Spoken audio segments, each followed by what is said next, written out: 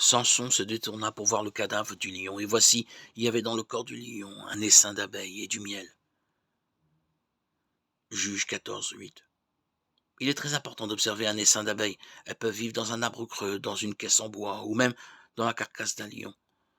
Leur ville n'a pas de maire, ni de directeur. Il n'y a pas de conseil municipal, ni de chef politique.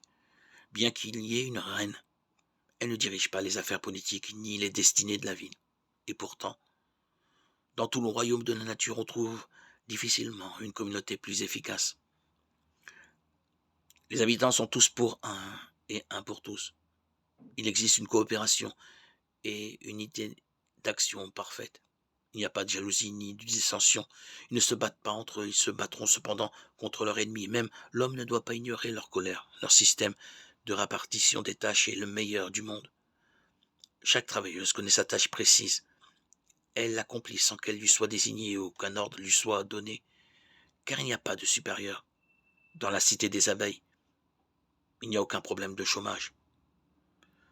Peut-être Dieu veut-il, par l'exemple de ces petites créatures fascinantes, nous apprendre comment nous devons fonctionner dans les assemblées.